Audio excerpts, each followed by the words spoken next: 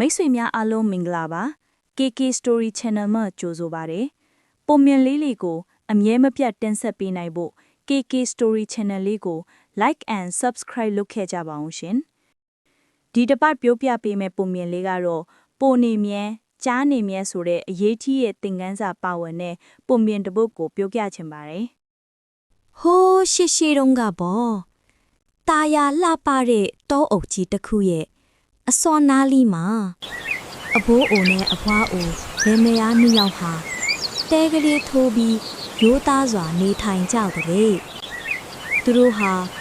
ရေကြီးရာမြက်နုရာရှာဖွေစားတော့ကြရင်ဘဝကိုရိုးရိုးလေးဖြတ်တန်းကြတာပေါ့ တနေ့မှာတော့အဘိုးအိုဟာတောထဲကိုဟင်းရွက်ရှာထွက်သွားရင်ထူးထူးခြားခြားအဖြစ်တစ်ခုနဲ့ကြုံရပါလေရော။ဘာလဲဆိုတော့မွေးခါစားဝယ်ရှိသေးရဲ့ကြားကလေးတစ်ကောင်ကိုတွေ့လိုက်ရတာပါပဲ။ကြားကလေးကတေးသေးလေးရဲ့မိဘမရှိပဲတစ်ကောင်နဲ့ကြံနေတာကိုတွေ့တော့အဘိုးဟိုခမတနာစိတ်ကတဖွာဖွာပေါ်လာတာပေါ့။ အော်ဒီလိုမျိုးတောထဲမှာပစ်ထားခဲ့လို့တော့မဖြစ်ပါဘူးလေလို့စဉ်းစားပြီးအဘိုးအိုဟာကြားကလေးကိုအตาလေးပွိချီကသူတို့ရဲ့တဲကလေးစီကိုခေါ်လာခဲ့တယ်။အပွားအိုကလည်းအဘိုးအိုလိုပဲတနာစိတ်ကြီးသူဆိုတော့ကြားကလေးကိုကိုသားသမီးအရင်လိုပဲသဘောထားပြီးမေတ္တာအပြည့်နဲ့ပြုစုဆောင်ရှောက်ကြတဲ့ကြားကလေးဟာအဘိုးအိုနဲ့အပွားအိုရဲ့ပြုစုဆောင်ရှောက်မှုအောင်မှာတနေ့ခက်တဲ့နေ့ကြီးပြင်းလာခဲ့တယ်။ကြားကလေးကိုသားသမီးလိုမျိုးဘလို့ပင်ပြုစုဆောင်ရှောက်ပြီးချစ်ခင်ပါစေ။ကြားဆိုတဲ့တတဝါဟာတားရဲတရိစ္ဆာန်ပဲမဟုတ်လား။ဒါကြောင့်အဘိုးအိုနဲ့အပွားအိုဟာစိုးရင်စိတ်ထက်လာပြီးတာနဲ့လှုပ်ထားတဲ့လှောင်ကျုံကြီးတစ်ခုထဲမှာထားဖို့နှစ်ယောက်သားတိုင်ပင်လိုက်ကြတယ်။ဒီလိုနဲ့ကြားကလေးနည်းနည်းကြီးလာတဲ့အခါတောဆအနီးကလှောင်ကျုံကြီးတစ်ခုထဲမှာထားပြီးအစာရေစာကိုတော့မှန်မှန်ကျွေးပြုစုဆောင်ရှောက်ခဲ့ကြတယ်။အဲ့ဒီတန်လောင်ကျုံကြီးရဲ့အနီးနားမှာပဲရာခင်းတစ်ခုရှိပါတယ်။အဲ့ဒီရာခင်းမှာမောင်ပိုလွတ်ခေါ်တဲ့ရိုးသားတဲ့လူငယ်တယောက်ကနေစဉ်နဲ့အမျှရာအလုတ်တွေကိုလုတ်ကင်နေရတာပေါ့။မောင်ပိုဟာရာထွန်ရင်းရာဆောင်ရင်းနဲ့လောင်ကျုံထဲကကြားနဲ့မကြာခဏဆိုသလိုစုံတွေ့နေရတယ်။အဖိုးအိုနဲ့အပွားအိုတို့ရဲ့ပြုစုမှုကိုခံရဘူးတာဆိုတော့ကြားကလေးဟာလူတွေနဲ့ရင်းပါနေပါလေ။ပိုဆိုးတာကဒီကြားကလေးဟာလူတွေရဲ့အပြုအမူကိုနားလေတယ်လို့လူတွေရဲ့စကားတွေကိုလည်းနည်းနည်းပါးပါးပြောတတ်ဆိုရပါကြတဲ့။မောင်ပိုနဲ့ကြားကလေးဟာတယောက်ကိုတယောက်မီနီယစကားပြောနေရတော့တဖြည်းဖြည်းနဲ့အကျွမ်းတဝံရှိလာကြတာပေါ့။မောင်ပိုကလည်းကြားကလေးကိုကို့အပေါင်းဖော်တငယ်ချင်းတယောက်လိုပဲသဘောထားပြီးမေတ္တာထားဆက်ဆံတယ်။တနေ့တော့နေခင်းကြောင်တောင်အချိန်မှာမောင်ပိုဟာသူ့ရာခင်းထဲမှာထုံကိုင်းကင်ပြီးရာထွန်နေတော့လောင်အိမ်ထဲကကြားကရုတ်တရက်အော်ခေါ်လိုက်ပါလီရောမောင်ပိုမောင်ပိုလည်းလှမ်းကြည့်လိုက်တော့ကြားကသူ့ကိုခေါင်းညိတ်ပြတယ်။မောင်ပိုလည်းအော်ငါ့ကိုတခုခုခေါ်ပြောချင်လို့နေမှာပဲလို့တွေးပြီးရာထွန်တာကိုရပ်ထွန်တန်ကိုချပြီးလှောင်အိမ်အနီးကိုရောက်သွားခဲ့တယ်။အနားရောက်တာနဲ့ကြားကချက်ချင်းဆိုသလိုစကားပြောပါတော့တယ်။မောင်ပိုတကားဖွင့်ပေးပါအောင်။မောင်ပိုကအယမ်းအံ့ဩသွားပြီးခဏတွေဝေသွားတယ်။နောက်တော့ချက်ချင်းပဲငင်းလိုက်ပါတယ်။တကားဖွင့်ပေးလို့ဘေးဖီမှာလဲကြားရဲ့။ကြားဆိုတဲ့တရဝါဟာလူရီရဲ့ရင်သူပဲ။မင်းကငါ့ကိုသာရုတ်တရက်ကြိုက်တက်လိုက်ရင်ဘလို့လုံးမလဲဆိုပြီးမောင်ပိုကဖြိုလိုက်တယ်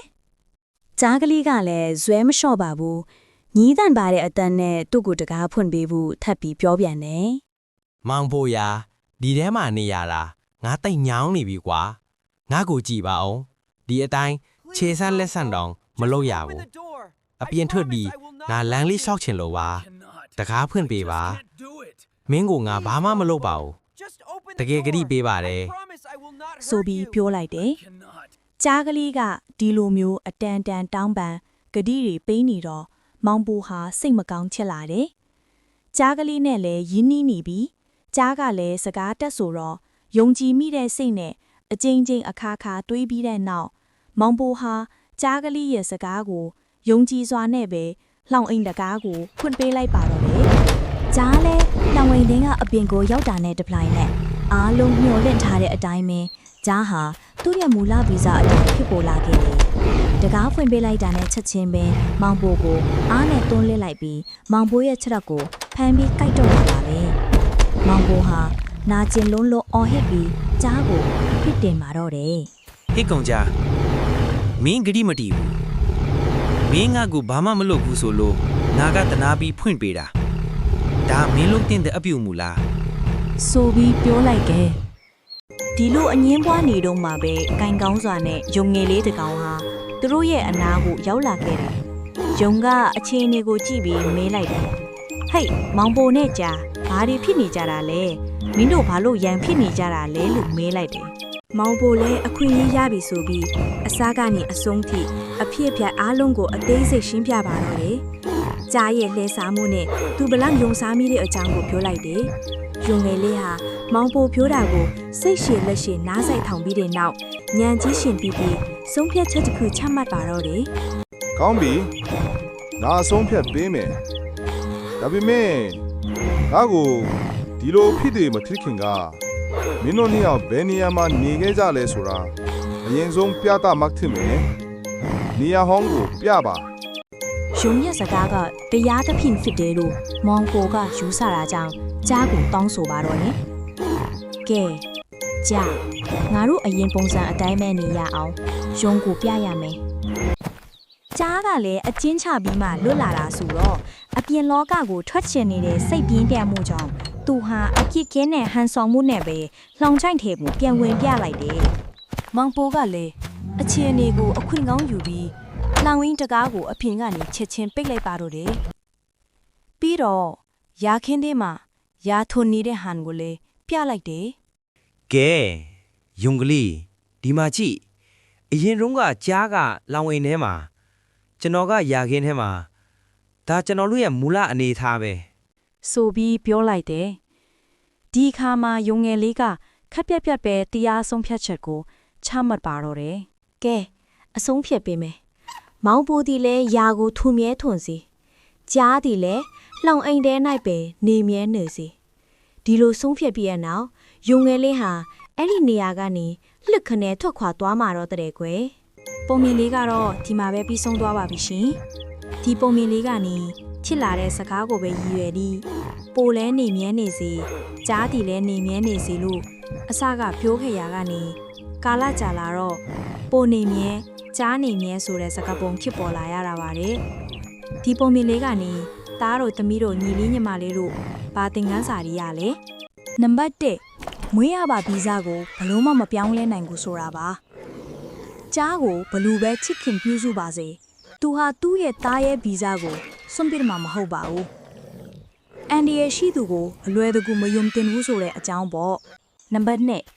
ကိုပေးထားတဲ့ဂရီကိုဖောက်ဖျက်တဲ့သူကျေးဇူးကိုမတိတတ်တဲ့သူဟာဘယ်တော့မှသူ့ရဲ့မကောင်းတဲ့အမှုအကျင့်ကိုပြောင်းမှမဟုတ်ပါဘူးသူတို့ကိုယုံကြည်လို့မရဘူးဆိုတဲ့အကြောင်းပေါ့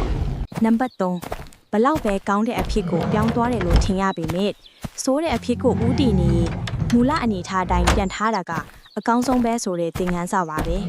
ပိုနေမြဲကြားနေမြဲဆိုတဲ့စကားပုံရဲ့အဓိပ္ပာယ်ကတော့အရင်အတိုင်းပဲအခြေအနေမပြောင်းလဲပဲမူလအတိုင်းဆက်ရှိနေခြင်းကိုဆိုလိုတာဖြစ်ပါတယ်။ပုံပြင်လေးကိုအဆုံးထိနားထောင်ပေးတဲ့အတွက် KK Story Channel မှာကျေးဇူးအထူးတင်ပါတယ်ရှင်။ Bye bye